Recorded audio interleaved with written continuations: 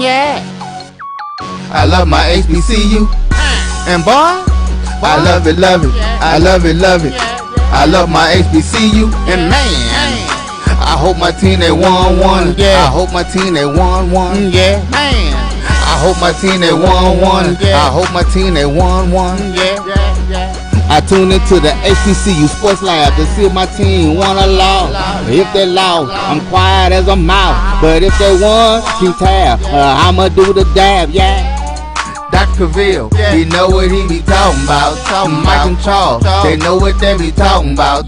They compress the analytic data with this hip hop. If you know them like I know them, they gon' tell you if your team, if they won or lost, and who the ball. So listen to Professor, yes sir, and pay attention. This is Dr. Cavil with Inside the HBCU Sports Lab with Mike Washington, Charles Bishop. Welcome to episode 323 Inside the HBCU Sports Lab radio show and podcast.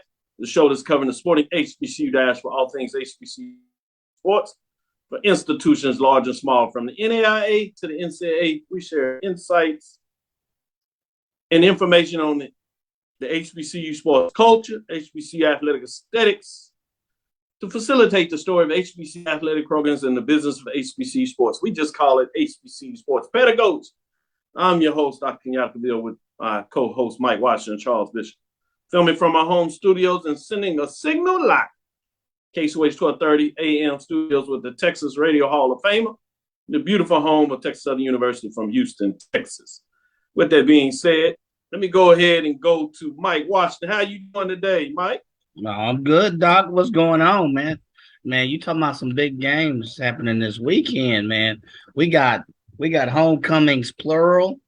We got classics happening. Everybody want to go to their homecoming. Everybody think their homecoming is the best. So we gonna see what it do, and let it do what it do. Let it do what it do. Today's episode of Inside the HBCU Sports Lab is sponsored by THG Agency. THG Agency is the company that provides sporting and educational consulting and data analytics. With that, let me go to Charles Bishop, who's in Jackson, Mississippi. Yeah, I heard something big kind of happening down that way. Something big is kind of happening down this way. I tell you what, you can put 4 homecomings and a classic together, and that's what you have here in Jackson weekend. Man, both homecomings and a class. Hey, it is bananas. It is bananas this weekend. Now, not everybody can be on Good Morning America. All in the video with Michael Strand. All in the video with the dancing girls. Then they turn around and get college game day to come down there. Yeah, everybody can't get some. Hey man, it's already like bananas. Mike though, and all these other folks out here talking some little something going. Well, let me jump out with this one. I like this. This is kind of one of those continued things. You know, you had the announcement a couple of weeks ago with Jackson State and a couple of players getting their NIL on with black businesses. We heard that very early on, actually. Got another example, but this one is in terms of athletic teams. Florida A&M teams to be sponsored by Black Girl Sunscreen. Black Girl Sunscreen is jumping into the world of college athletics for FAMU. This is coming out of Los Angeles, California. Black Girl Sunscreen BGS continues to push boundaries and celebrate women and they're beautiful, as a Black-owned brand has embarked on a landscape partnership with Florida A&M University FAMU. The move makes BGS the first official sponsor of the university's women's track and field team and their women's softball team. I just like the synergy between that matchup with those two sports, obviously being outside, Black women, suntan. I like this relationship. The contract is originally to go from 2022 to 2024. BGS will be the official sunscreen of FAMU athletics. It's also the first time BGS is sponsoring a softball team as the company continues to support the advancement of women and all people of color. Education, quote, education about wellness and skincare for people of color has lagged for decades. Our goal as to partner with FAMU is to educate athletes of all skin tones about preventing and avoiding sun damage, as they are still susceptible to skin cancer, hyperpigmentation, sunspots, and premature wrinkles. Black Girl Sunscreen sees the importance for outdoor athletes, especially those with deeper skin tones, to wear SPF daily and fight the risk of sun damage by wearing sunscreen, end quote, says Shantae London, founder of Black Girl Sunscreen. The size of the global sun care product market was valued at, check this out, $10.7 billion in 2020, with a projection that it will hit $14.7 billion by 2028, according to reports published by Grand View Research. So think about that. You just get 1% of the market and what you can do with a company. So shout out to Shantae London, founder of Black Girl Sunscreen, and FAMU University in terms of the women getting some love. I love the power that's going into that. Any thoughts on that from you, Mike? No, kudos to her. She created the product in 2016 and has the worth of 10.7 billion. And you talk about growth. You talk about that's growth. The whole market. Well, that no, I'm sorry. The market of the value is the market value. I'm sorry, it's 10.7 billion. Still, so but with that projection that it'll hit 14.7, she's going into a huge market. So kudos to her on creating that, taking something that is ours and monetizing it. Hats off. Yeah, Charles, any thoughts on that? Yeah, I mean, it goes back to the old marketing axiom: people don't lie about what they like.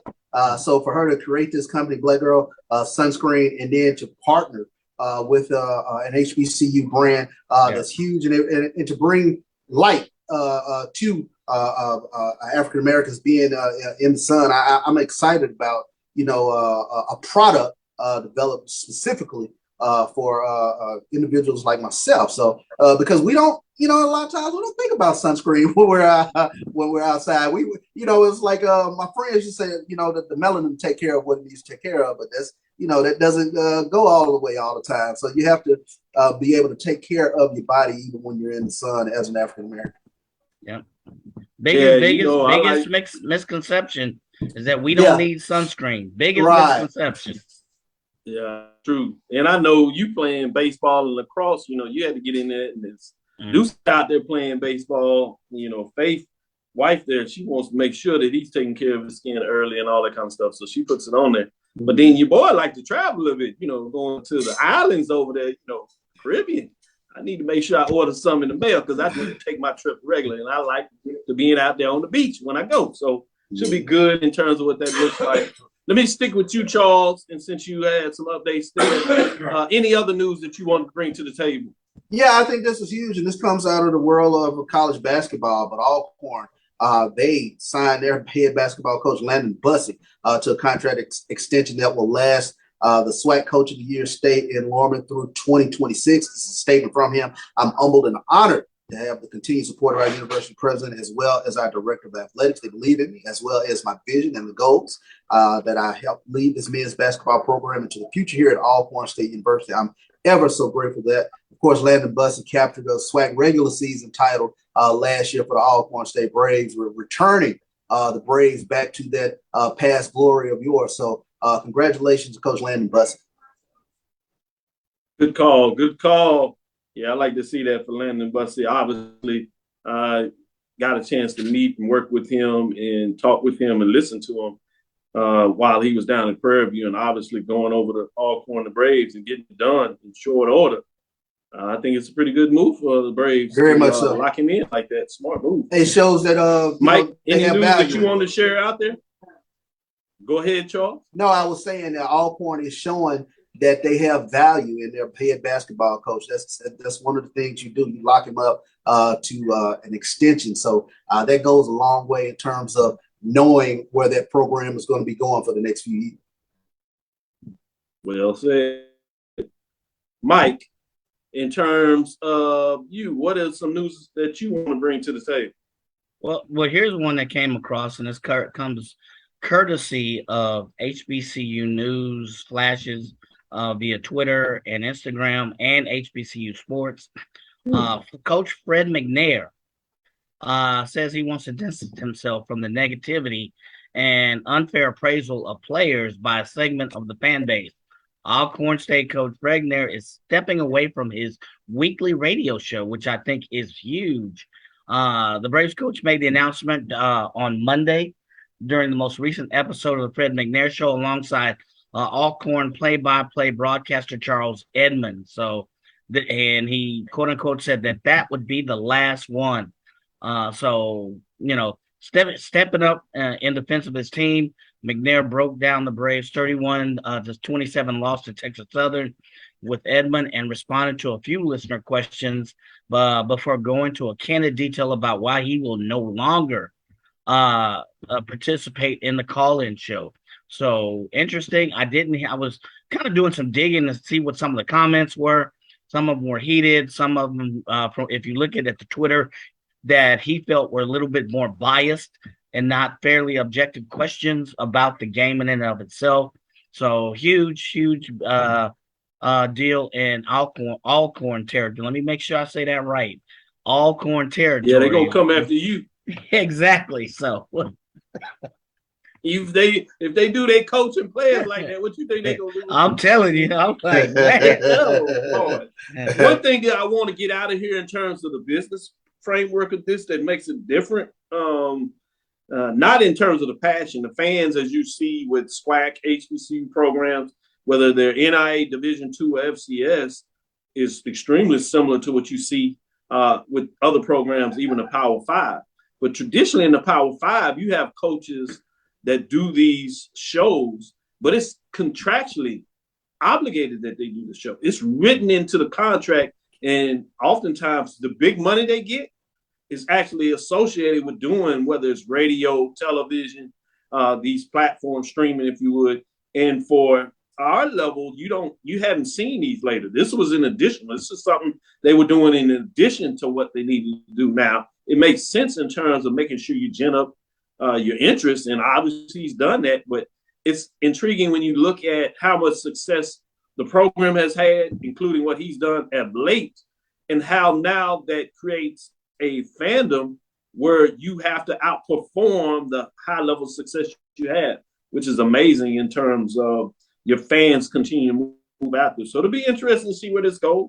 Obviously, for a lot of folks, it's shocked to see that, but that's fascinating. Yeah, I mean, also, I think the thing you can kind of take a look at, Doc, is fans will be fans, but as we all are fans, there is a line where you can't just arbitrarily just run over that line. And that being said, coaches have to be careful about not having rabbit ears or where they are reading the comments from social media, because people hide behind a keyboard. There's no secret behind that. So you have to be, there's a fine line, there's a balance between the fandom and responding to the fandom, and because I'm sure that's going to break some hearts in terms of Alcorn's fandom that look forward to hearing that radio show. But again, fans got to understand you can't take it there all the time just because you lost a game.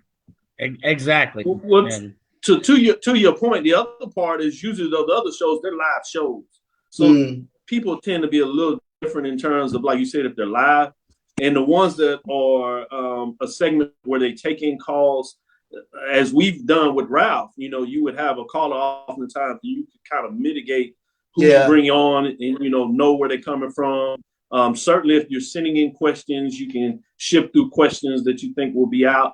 You had a similar incident at North Carolina A&T on their Monday calls. They do a stand-up event.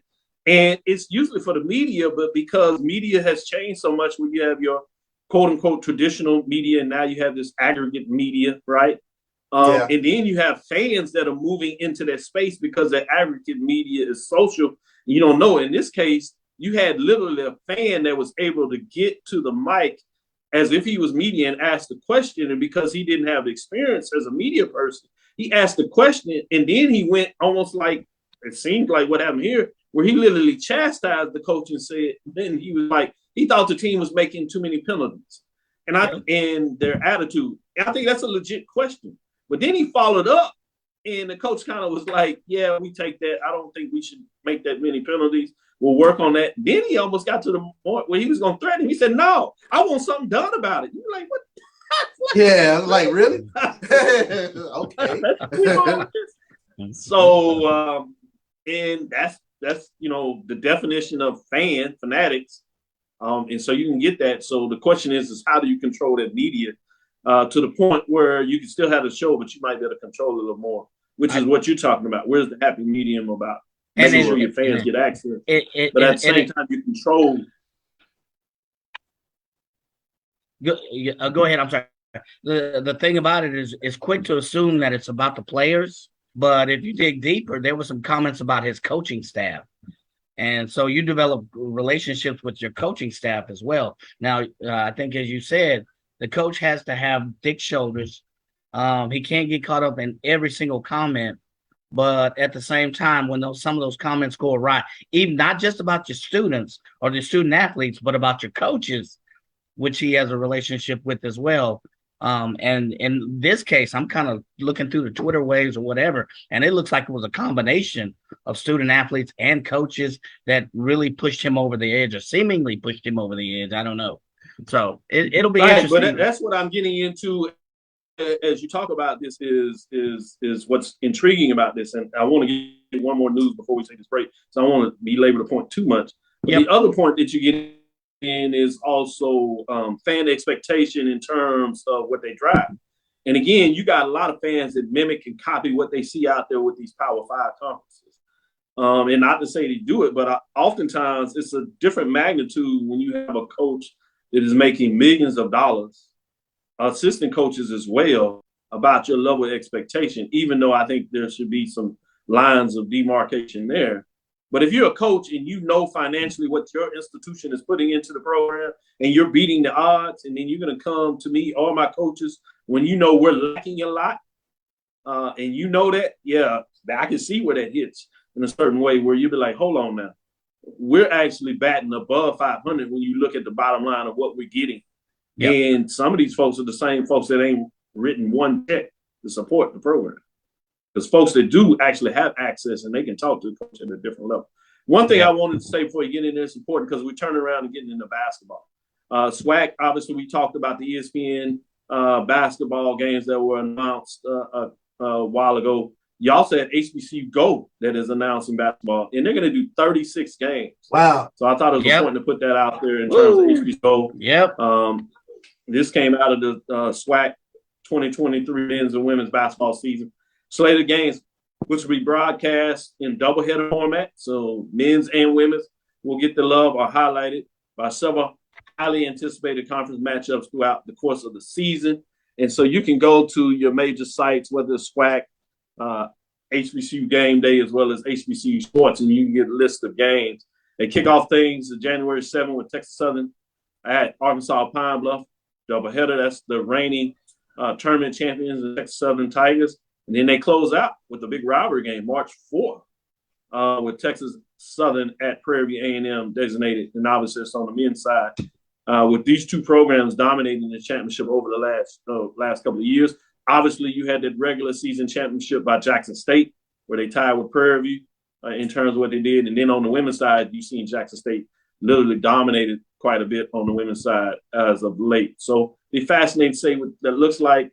You do get a Jackson State at Texas Southern on January 16th to kind of give that some love. And then obviously you got Southern and Jackson playing this weekend. So the second game is January 9th, where you have Bethune-Cookman at Southern doubleheader. So it should be interesting, fascinating games. We'll get to see that new arena in Alabama, January 23rd, Prairie View at Alabama A&M. You can see their new arena.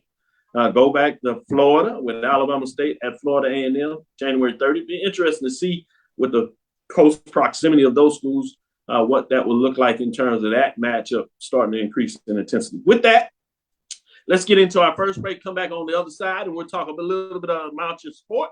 Some changes throughout the marching sport a little bit, so we'll get the poll updates. Stick with us. We'll be right back after this first break. The human voice has always connected audiences with experiences. Major brands all across America have trusted Kever's voice time and time again. Conversational, powerhouse, intelligent, and sincere. That's the voice you need for your creative marketing process. KEAVERSVOICE.com. Kever's Voice, Kever's Voice, KeversVoice.com. Always on, all the time.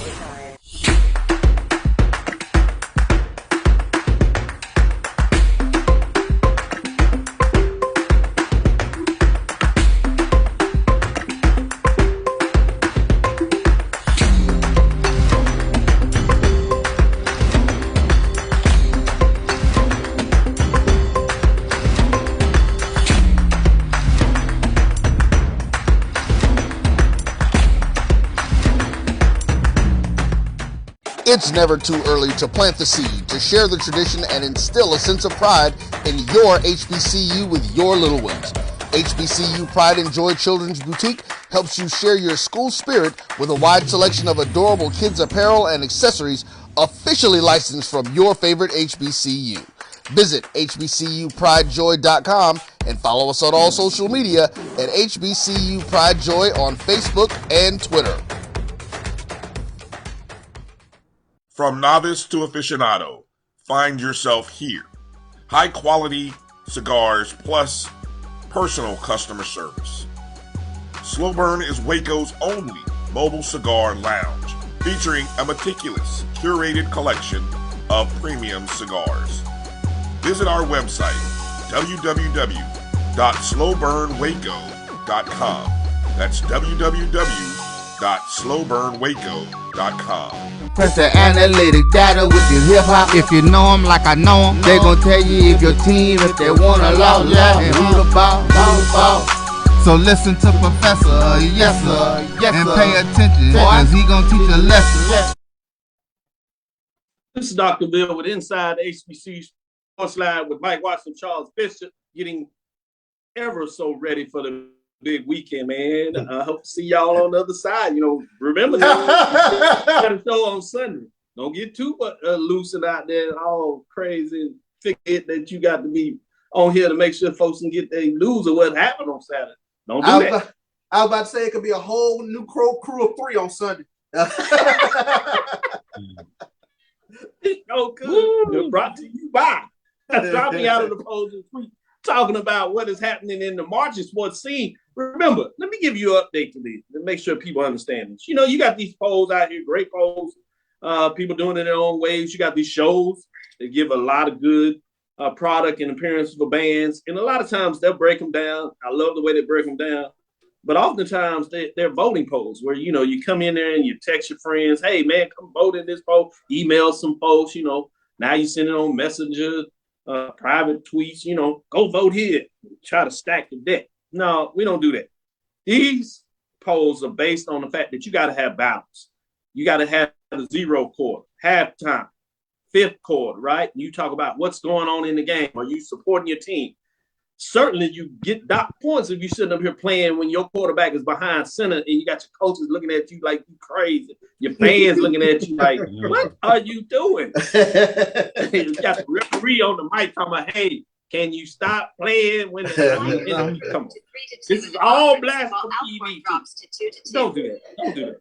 So you had some teams dropping out. Wasn't necessarily for that, but they haven't had battles in these independent conferences. So they hadn't battled in a while. So you got North Carolina A&T, Blue and Gold Marching Machine started off really hot, good season, dropping out, as well as Tennessee State, aristocrat of bands. And it's unlikely that they'll be able to get back in there. Maybe both teams have a chance as they're looking to make it to the playoffs. And maybe in a matchup in the playoffs, they play each other and the bands can get down and somebody will come out of there and find a way to get some points. They still are receiving votes. They're in there. North Carolina A&T, Blue and Gold Machine sitting at 12 points. Edward Waters, marching band, 1-0 as they continue to play.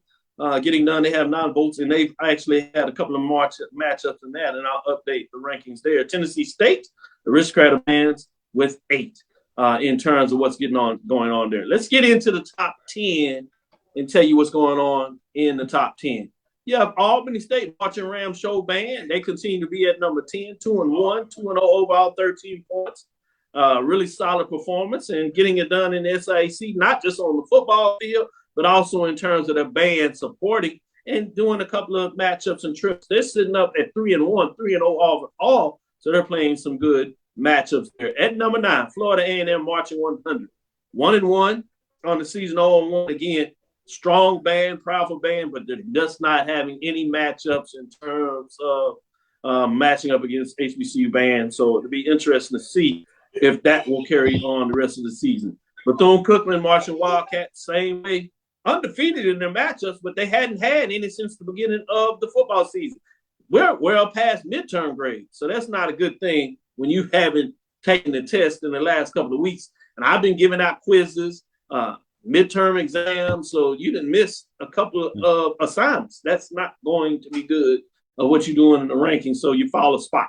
At number 7, you have none other than Alcorn State. The Sounds of Dynamite Band, 2-3. They took an L last week, 23 points, 6 in terms of what they're going. Strong matchup.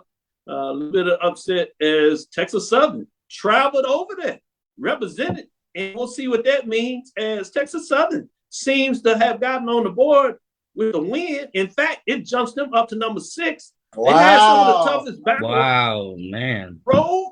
Not only they did the duo, they got the homecoming win. Homecoming upset, the band took out. So it was a tough weekend in Lawrence, Mississippi. It might be some of the reason why McNair is that upset. You talk about us. Look what happened to the band. Man. Say all that about the band. The band took an L too. Yeah. Let's say well, Texas Southern more what the Ocean of Soul did, 2-3, 2-2, representing, and they got some good matchups coming up. My understanding, Grambling is coming down here. Is the Sonic Boom going to be able to make it to Houston for a Jackson State game? We'll see. I think the Sonic Boom is gearing up to come over to Houston. Ooh, boy. So wow. Do big matchup. If that happens, what you talking about being able to close out the season strong in terms of opportunity. We'll keep it up and keep you updated and see what that looks in. But Texas Southern jumps into the poll first time this year and jumps all the way to number 6. Big up the Ocean of Soul. Let's get in the top 5. Prairie View A&M Marching Band, they fall a spot again, 3-1, 2-1 for previously ranking. They have not performed in a while. They get in that position. You'll fall out if you don't get these matchups. You better get on the road. You see Ocean of Soul, Texas Southern, they take a trip. They get on the road and create the matchup they want to see. At number 4, North Carolina Central Sound Machine Marching Band, 3-0. They had that Morgan State Thursday night game, got it done, and so they remain and move up a spot in terms of what they've been able to get done. We'll see what that means the rest of the year. As been said by Joshua Sims, as he does his HBCU Nightly tonight, we might sneak him in there for the last segment and tell you a little bit about that. But he's told us they don't do a lot of band traveling in the MEAC, so it can be tough for them to find a way to stay in the top 5. We'll see what they can do. Bring us number 3, Jackson State Sonic Boom of the South, 4-1, 3-1, one first place vote, 78. They remain at number 3. Remember, they were first place for the rest of the year. For the first part of the year, got upset a little bit, took the first loss, but they're still in striking distance, and they have a big matchup, Boom Box Classic, as they call it in a lot of places. That is coming up this weekend. And number 2, Alabama State Mighty Marching Hornets, 3-0, 2 first place votes, probably the shock most folks, 82 points. Can they maintain it? They do have a Magic City match, so they at least will be able to have an opportunity to be in there. And then you got Southern, Human Jukebox, 4-0, 5 first place votes, 85 points. You got a 1 versus 3 matchup. This matchup essentially, not a part of last season, decided who ended up winning the poll in ways. There were not a lot of changes after this took place. So this is probably going to be for a national championship, at least on the band side of the things. We'll see what it means in terms of SWAC championship. We'll talk about that in the 4th segment of the show. But you got folks itching their heads, getting into it. I want to know what you think. Let me go with you, Mike. What are your thoughts on the market sport in week number 7? Come on in here. Well, Charles, what you gonna say? Southern's coming to town. The jukebox is coming to town. Them and all they 4 quarters. When they perform, they break out into those 4 quarters. What you gonna do? What's gonna happen? Hey, go for it. I was like, it's going interesting. You know who y'all need? You know that person that did the prayer at 2021 homecoming? Yeah. Y'all need to bring him back to do the opening prayer before the band to set this whole stage for the band. But Doc, getting back to your poll, I didn't mean to get off key there. Nothing wrong with it. I thought Prairie View, to be honest, was going to fall a little bit further. We talked about it on our show and how they haven't been playing really up to snuff. So nothing wrong with your poll. I was wondering why the Eagles, North Carolina Central Eagles, didn't travel to South Carolina State that game. What? Or maybe I had that wrong. But they correct me if I'm wrong. They didn't travel. Is that correct? Come on, Josh. Talk to him, man. It's just South Carolina. They got to make that trip. That's one state. I'm serious. That's Yeah, one that's state over. That's embarrassing. I started dropping down for that another spot. How you going? What? I was like, what in the what? That would be classic. Even Lonnie battle. Shaw out here talking to her. He like, man, have you seen the band? Y'all see them? They small, but they good. They good. They got to perform though. Some of these folks, I don't understand how y'all even have a marching band. Y'all don't put no money in your band to have them travel. I know y'all have good bands, but they got to travel. You can't be in the pole if you're not having matchup. When you play historic white college marching band, that don't count. You're supposed to beat them. I seen you. They doing core style and you doing all this. I'm mastering on the HBCU marching sport. So yeah, that's not even a fair fight. I don't even want to talk about that. So Charles, what are your thoughts? I have one more point before you, Charles. Should not FAMU always be in the top 5? They got 1 million people in their band and they do all kinds of tricks. They can't be in the top 5, Mike, if you don't perform. You got 2 How you in the top 5? You got 1 million people in the band and don't nobody see you. That was just like a tree falling in the forest. You gotta take the show on the road. I agree. I go with that. No, that you'll go in the popular vote. You can go in the popular vote. Well, Doc, go ahead, Charles. I talked to Jackson State Sports Information Director Wayne Lewis, and they have as many band media requests as they do other media requests. I mean, this is the penultimate when you're talking about Sonic Boom and the Human Jukebox, what has been called the Boombox Classic. But when I tell you about the intensity and the bands checking all boxes, this is something that I want you to keep in mind for this weekend. The way each band engages their fan base. That is going to be a huge thing because momentum in this sort of game rests sometimes with, whether the band can crank up the crowd and get you excited on a third down, get you excited on a fourth down, things of that nature. Yes. Knowing when to play. That's going to be a huge thing this weekend. But, I mean, when you talk about entrances into the stadium, when you see both fan bases engaged like that, they get that standing ovation when the bands come in. Then you go into the zero quarter, and then it's almost as though halftime is kind of ancillary. I mean, because there's so much that happens prior to halftime. Of course, looking forward to the halftime show, and then they're gonna literally have to cut the lights out on both of these mans in terms of fifth quarter because they will exhaust their book. Right. I mean, I literally sat there and watched them not leave the stadium when the PA announcer was asking everybody to vacate the stadium. There was a tornado in the area. Both bands refused to leave. And then eventually, what happened was the woodwinds left, but the brass still stayed out there. So they played through the rain. It's that intense. It is the most intense band rivalry that I've ever seen. So I'm going to enjoy Southern Human Jukebox and Sonic Boom of the South. Talked to Dr. Roger Little, band director for Sonic Boom of the South. He's like, yeah, tonight's a late night. We're going to be out there. So looking forward to it. CB, something you said we talked about is that should be a criteria. The ability of a band to engage and play to their crowd. Oh, yeah. Southern came and they engaged their crowd before the game, during the game. And it's not like they playing anything new. They playing what people want to hear. And all of a sudden you see them umbrellas break out, and you that old Louisiana that it's the same stuff. People get so hyped and they bought their fans into it. It's like a step show. We used to always say, nobody cares about the trophy, but did you house the crowd? Right. So, the halftime, okay, great. But did you house the crowd? Did you get the crowd? Did you get the crowd? So it's all about getting the crowd this weekend.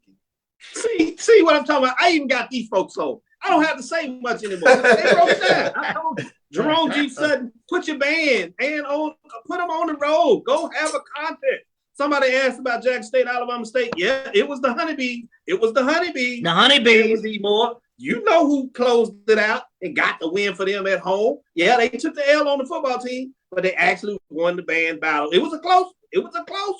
But they got it done. We're going to have a little pre-battle of the bands right outside the doors. Churchill, of course, sits on the stadium grounds of the baseball stadium. So the Boom and the Juke are gonna get it on over here tomorrow. So looking forward to it. Man, I like that. Shout out to Stephen Gaither. He just wanted to be said. I don't think they really beat Winston-Salem State University band-wise. He just saying. So it's on the record. He is protesting what he had there. So, I don't know if Steve Gaither know about band. So I'll tell you what it is. But I want to register and let him know we understand it. With that, we're going to go to the break. We'll bring you week number 9 next week. We got some key matchup. We'll get them out here. We'll see what goes and how things change this week as we continue to march through the season. Although this is a big one. We got number 1 versus number 3 in the poll rankings this week. Let's see who gets it done. This is Dr. Bill's Inside the HBCU Sports Lab. We'll be right back after this break as we get into the marching sport. We might have to sneak out there and make sure Charles takes some footage of this so we can play it throughout the show in terms of marching sports so you can get a glimpse of the halftime of what we talking about. Stick with us. We'll be right back after this break. This is Brian Fulford. AD Drew and I are co-hosts of the BCSN Sports Lab. We talk about all things related to HBCU athletics. From the games, teams, coaches, and fan interest stories, we cover it all. You can find our shows on Facebook at BCSN Sports Lab, YouTube at MyJBN Online, and everywhere you listen to podcasts like Anchor, Spotify, Google, and Apple Podcasts. You can also find the show on the Jericho Broadcast Network's app. Make sure to download. We look forward to you joining the conversation and being a part of the show. We are making the virtual HBCU experience available wherever you live through Stillman Online. We offer online degrees in business, criminal justice, psychology, and religion. Stillman also offers technology badges in cybersecurity and data analytics. You can participate in all student activities, fraternities and sororities, internships, graduation ceremonies, and much more. Apply for admission today at stillman.edu. Stillman College, where we prepare you for a different world. T. Madden & Associates is a sophisticated and experienced law firm located in your neighborhood. We're turning injury to cash. T. Madden and Associates obtained almost $2 million for my injury. They turned my injury to cash. Now, we can't guarantee how much your injury is worth, but we've recovered millions for our clients. Call T. Madden & Associates at 833-PAID-123. That's 833-PAID-123. From novice to aficionado, find yourself here. High quality cigars plus personal customer service. Slow Burn is Waco's only mobile cigar lounge, featuring a meticulous, curated collection of premium cigars. Visit our website, www.slowburnwaco.com. That's www.slowburnwaco.com. Press the analytic data with your hip hop. If you know them like I know them, they gon' tell you if your team, if they wanna lose, and who the ball.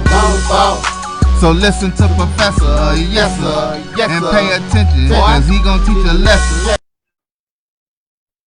This is Dr. Bill inside HBCU Sports Lab with Mike Watson and Charles Bishop. Let's get into it.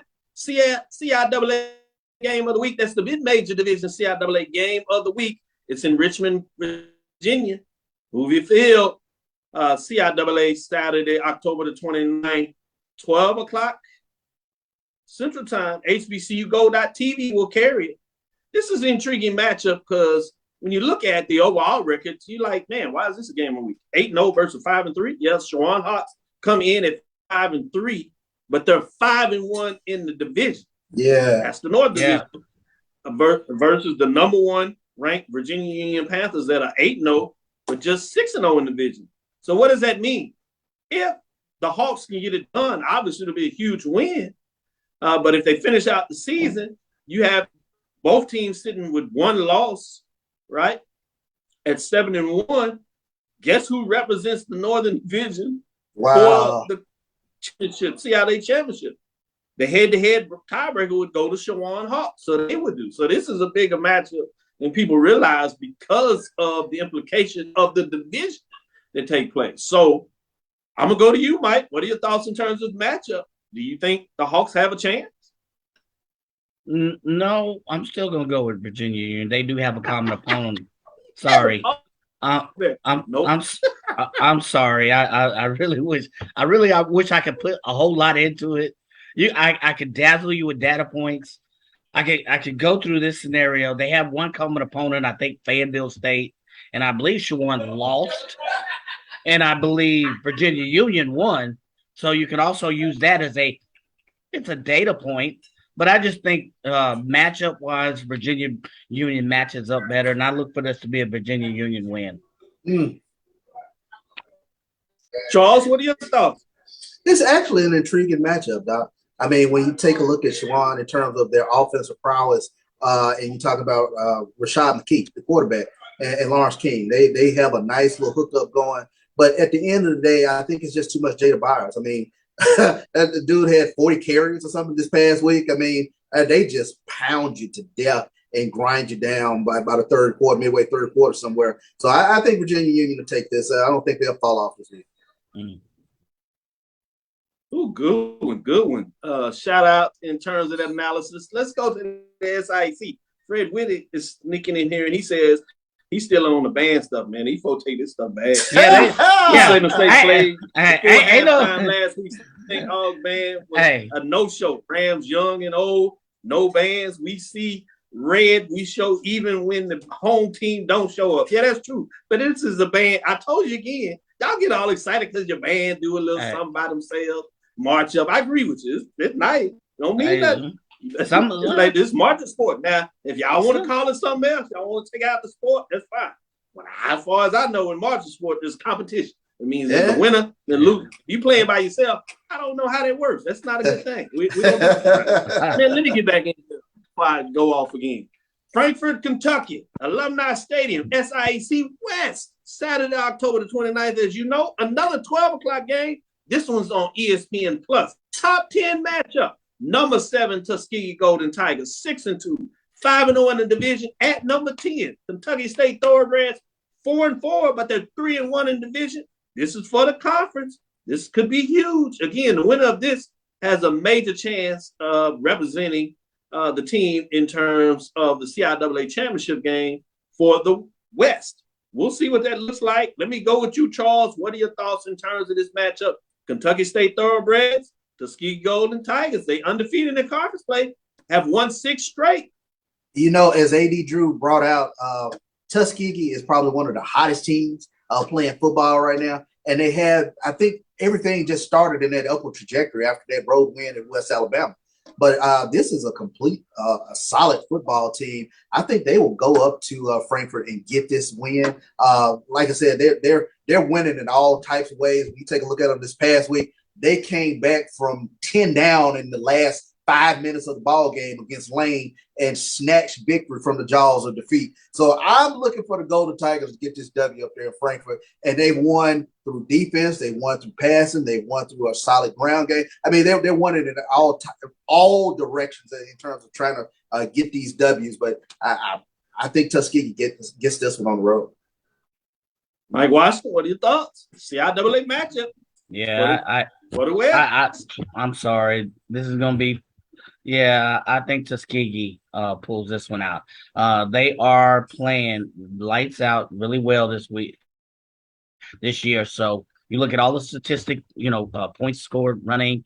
They appear to be very balanced. So I see no reason why Tuskegee shouldn't pull this out. Good stuff. Let's get into our break. This is Dr. Bill's Inside the HBCU Sports Lab. But before we do that, let me give some shout outs, some folks on here that are showing us some love, getting in the dialogue, getting it done before we take this break and bring you back on the other side. I shouted out some of them: Jerome G. Sutton, Ricky Burden, Stephen Gaither. Great dialogue going on. Arthur Grant Sr., Edward Moore. Keep it up. Roderick Byron Holmes. That's Dr. Holmes coming in here showing us. Lonnie Shaw, Kevin Harris. Mary Allen is always in the house. Ben Coleman. Appreciate all the love, Noah. Price is always showing love. J Mac is in here having a little fun. Coming, ooh, the shade, Doc. You like that? Yeah, Mr. Photographer. Marquez Hardness. And we'll shout out some more, but let's get into our next break. This is Dr. Bill inside the HBCU Sports Lab.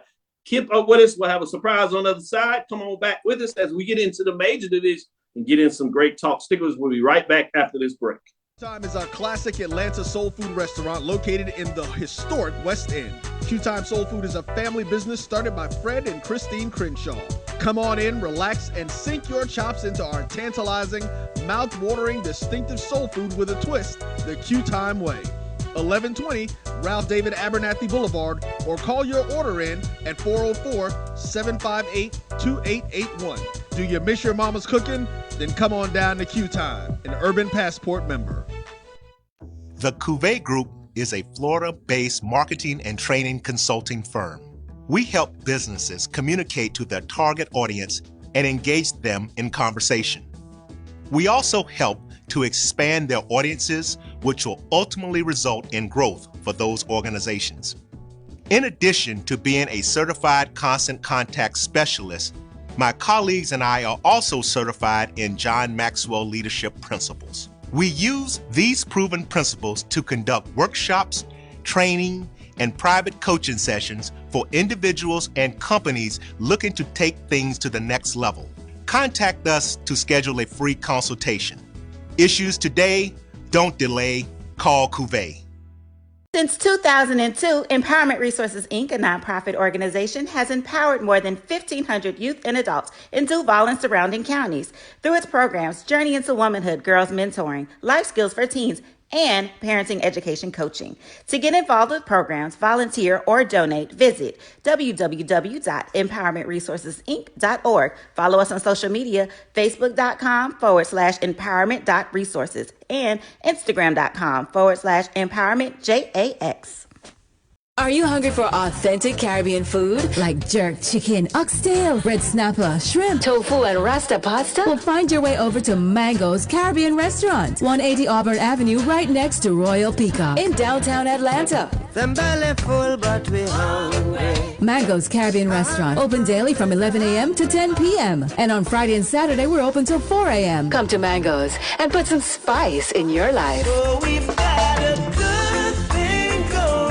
Mango's Caribbean Restaurant, 180 Auburn Avenue, right next to Royal Peacock in downtown Atlanta. For more info or directions, call 404-698-3992 or log on to mangoscaribbeanrestaurant.com. For instant coupons, text MANGOS to 313131. Tell your mama hungry, papa hungry, brother hungry. Mango's Caribbean Restaurant, authentic Caribbean cuisines.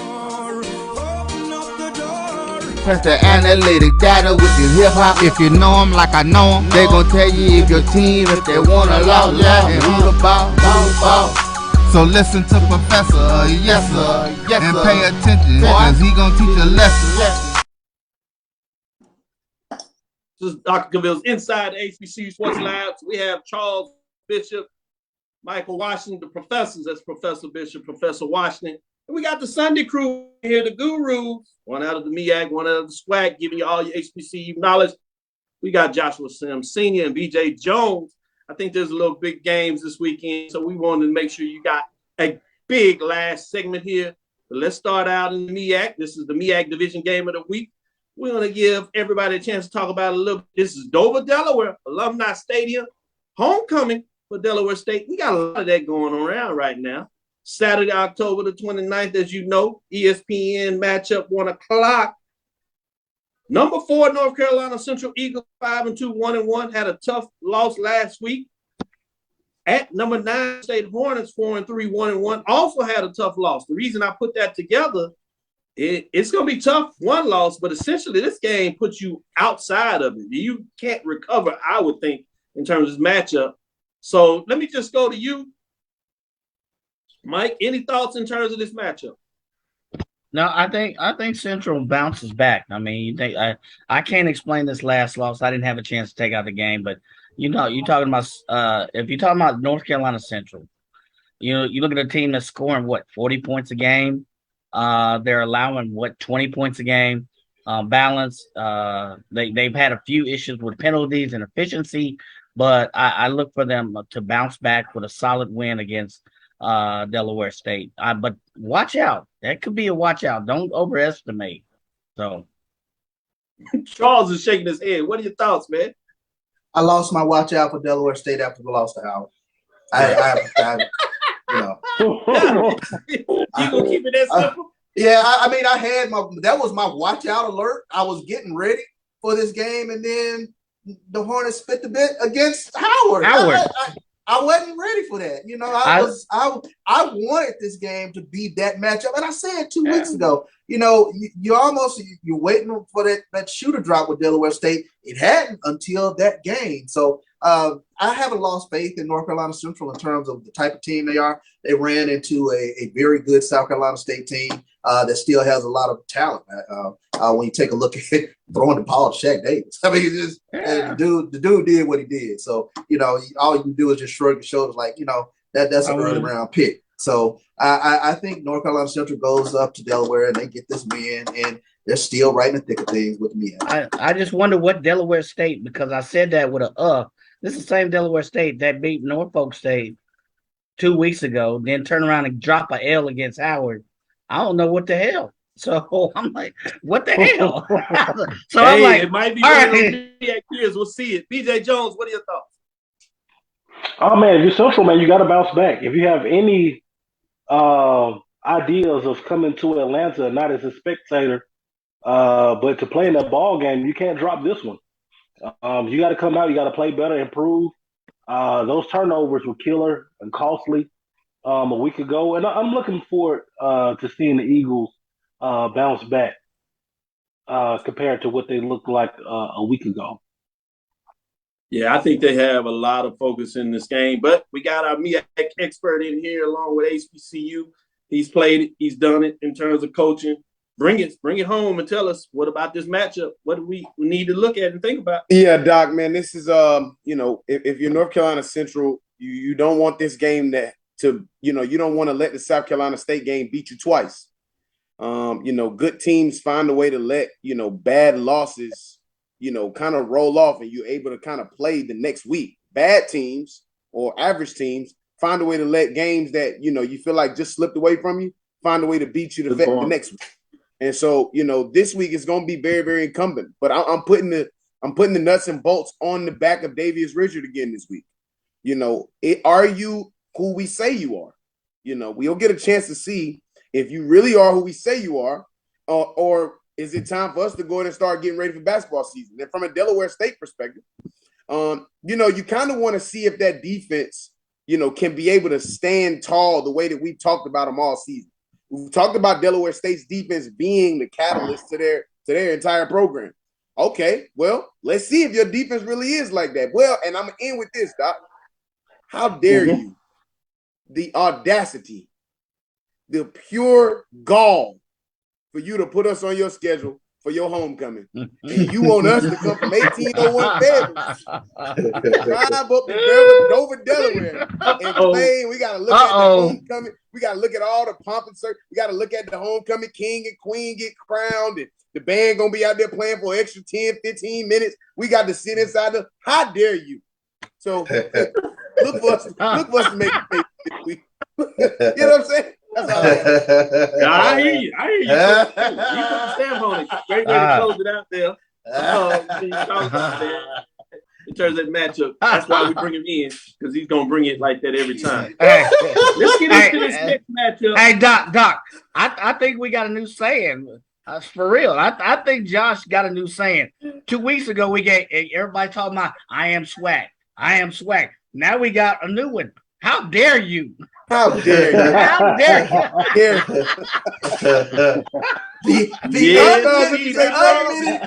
unmitigated gall. The unmitigated gall. You gonna learn. Hey, and they gonna be mad. Yeah, I don't know about that. Let's get in this next matchup. We don't get these all the time. Obviously, you get big time rivalry games, but you don't get the games to set up to match what the rivalry brings. You know, in terms of the poll I got here, this is number 3. And Southern has steadily climbed and earned that number 3 ranking, while Jackson State has been number 1 in terms of 8 consecutive weeks. So they've been there in terms of the measuring step and very consistent. So you got number 3, Southern Jaguars, 5-2, 3-1. At number 1, Jackson State Tigers, 7-0, 4-0. Obviously, a lot more work to do for Jackson State in terms of closing out on this, but this sets them up as they're ranked number 5 nationally. They continue to get the accolades they deserve in terms of what's out there. their eyes are set not just on a SWAC championship game, but returning to the Celebration Bowl and seeing if they can raise not only that trophy, but therefore a Black college national championship. But then you got the team on the other side, Southern, in terms of the coach that came over Prairie View that played for a championship last year, resurrecting the Southern Jaguars that says not so fast, we want. But you put on the paperwork, think about this. I know there are a lot of teams out there that are in the mix, and depending on how this turns out, they're going to be in there. Alabama A&M has one loss, so they still have a big game to play. And if they can play it out, they can find a way to be in a championship game. You got Prairie View looking on the other side. They got a homecoming that they got to take care of. Alcorn is right there. Yeah, they lost another loss by Southern. They're right back in the mix to some degree. And then you got Texas Southern, one of the only teams that have beaten Southern and Alcorn in the same year since, 2007 or something like that. It's 2011. It's been a while in terms of what that looks like, both teams. And they're saying not so fast either. But if Southern can get this done and both teams hold out at 7-1, again, as I told you with Shawan and Virginia Union, you have one of those things. Yes, both teams will be in the championship game, but instead of being in Veterans Memorial Stadium where this game is, it'll be on the Bluff in Baton Rouge. Wow. So there's a lot of implications in terms of how I set this up, and I did this on purpose. I'm going to go to you, Joshua, first, go to Mike, then I'm going to save the two guys that happen to know these two institutions like their backhand for various reasons. I'll save them two for last. But let me go to you, Josh, first. Let me know, what are your thoughts in terms of this matchup? Yeah, Doc, man, I mean, you talk about the most anticipated Saturday of Black college football this season. And we keep saying it every single week, Doc. We keep saying every single week that every single week is the most anticipated weekend of Black college football. But here we are now at the peak of the mountaintop. Prior to SWAC championship weekend and, what's going to look like a MEAC kind of showdown at the end of the season. Dog, this is number 3 Southern versus number 1 Jackson State for what could end up making the entire world blow up, that is HBCU football, or what could end up setting up another showdown later on in the season anyway. I mean, dog, this is perennial, high-power, premier Black college football. And as a fan, I want to say, as a fan, I am going to be so excited to be glued to the television, watching this game this weekend, seeing how this game turns out. Doc, I don't have any data points. I'm just a fan of this game, dog. And I can't wait to see how it goes down. That's all I got to say, baby. Man, I respect that. I like how you dropped it. Mike, what are your thoughts on this? I could just say it simply. There's a lot on the line on this one. I'm serious. There's a lot on the line. Yeah, that's true. Some families gonna stop eating and gonna talk to the other side because you got families with ties to both schools. You got the band at stake here. You got which team gonna tailgate? Two organizations, two institutions that are strong in tailgating. So we gonna see who gonna win on all fronts of this war. Tailgating, band, drumline, halftime, fifth quarter, and then let's not even get into the game. We're gonna see whose team can insert their will the best. Jackson State offense, 495 yards a game, leading the SWAC, right? Well, guess who's number 2 in defense? Southern, allowing teams only 270 yards a game. Oh, the data points keep rolling down. So we're gonna see, but this kind of game, you got to throw data points out. Southern offense, rushing 228 yards a game. Jackson State only allowing people 72 yards a game. Whose will is going to win when you get in between the trenches? So, and who's going to play that efficient ball game? So we'll see. But you got to throw statistics out. This is a rivalry. This will be a slug match. But at the end of the day, I'll be happy. Hell, I wanted to leave Prairie View's homecoming and take a red eye to Jackson. I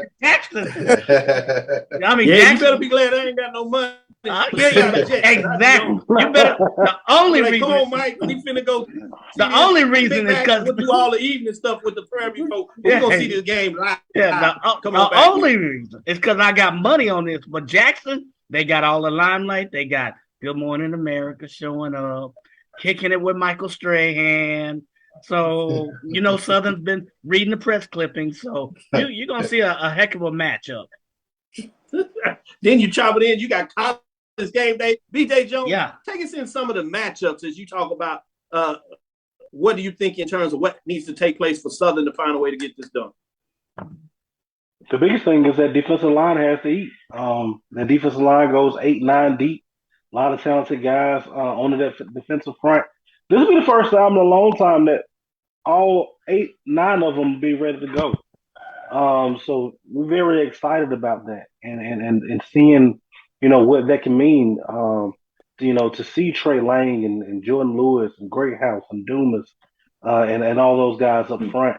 So that defensive line has to eat. They have to make it difficult for Jackson State.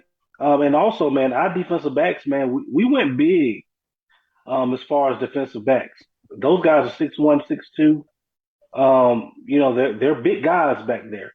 And that's for a reason. You got to be able to match up with those receivers from Jackson State. And they're physical guys. There's not a lot of, free rain off the line of scrimmage. They go jam you. They go put their hands on you.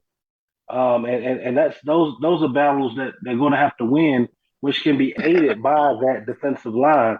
And then on the other side, we went and got big receivers. Receivers that will go up and get the ball and go get up and get the ball at the highest point. And they win one-on-one battles, and they're going to have to win one-on-one battles because that's the style of defense that Jackson State plays. They're going to cause hell up front. So on the outsides, when you have an opportunity, you got to win.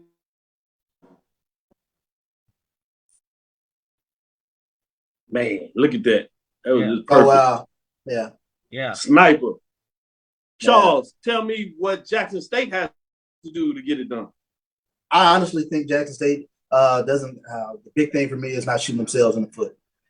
They have, unfortunately, they put the ball on the ground a few times this season. There's been some interceptions, but it's been inconsequential. And in a rivalry game, you have to make sure you take care of those 1, 2, 3s and make sure you take care of the ball. I think one of the stories in this game could be the weather. We're expecting rain in Jackson between Friday and Saturday. So I think that's going to play a part into this game. But the thing that I do want to say about this team, as a fan, for me, I'm Jackson State and Southern. There are a lot of ghosts for me.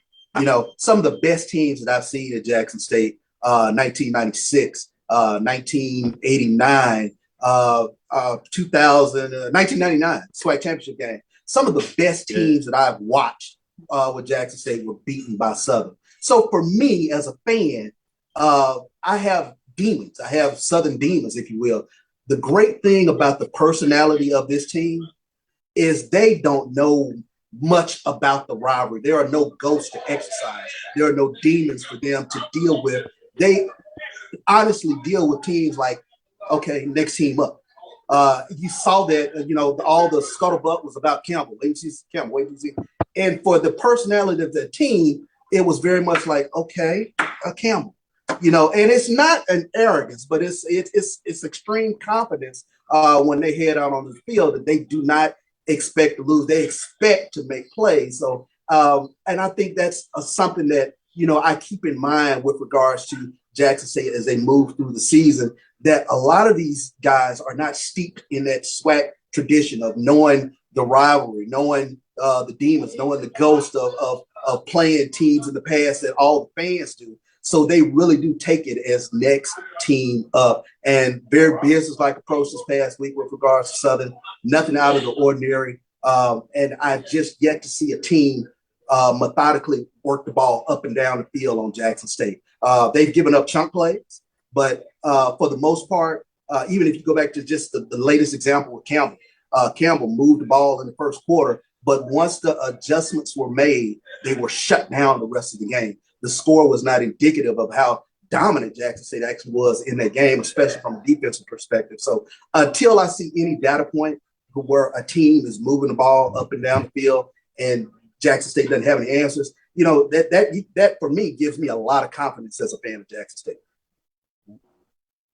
Good stuff, good stuff. So it looks like the adjustments need to be made in terms of B.J. Jones making his points in regards to you got to win some of these one-on-one battles. So it's going to be fascinating to see with that.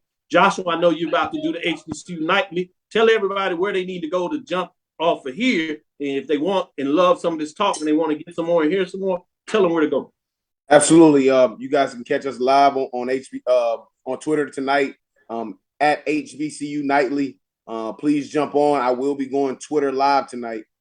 So I'll be live so people can be able to see my face as we're going through some of these things. And we'll kind of go into some of these games, talk about some of these games, especially on the major division, and really just give a chance for everybody to kind of give their opinion, man, and give some insight.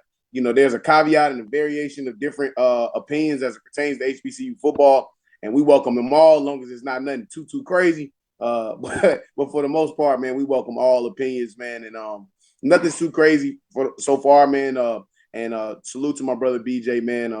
He does his show on Tuesdays, man. They do a phenomenal job, and it kind of sets us up to be able to have a great show. Normally our show is on Wednesdays, but we moved it from yesterday to tonight just so we can be able to have an extended time show. So everybody, feel more than welcome. Come over. Your family over there, just like your family here. And, once you come in, come jump in, man, and give your opinion, man. Have some conversation, and I'll see you guys then. And we're working on a project, Joshua Sims Sr., B.J. Jones. We won't tell everybody. We'll tease it out a little bit. But they're working on something special. Keep looking, and we're going to see if we can put something together as we kind of push this out in the ether. Thank you for listening inside the HBCU Sports Lab. Make sure you share our podcast with your friends and colleagues. I am Dr. Kenyatta Cavil, the Dean of HBCU Sports, coming from inside the lab in the College of HBCU Sports with Mike Washington and Charles Bishop. Again, we want to thank you for listening to Dr. Cavill's Inside the HBCU Sports Lab with Mike Washington and Charles Bishop every Tuesday and Thursday at 6 o'clock, Sunday at 9 o'clock.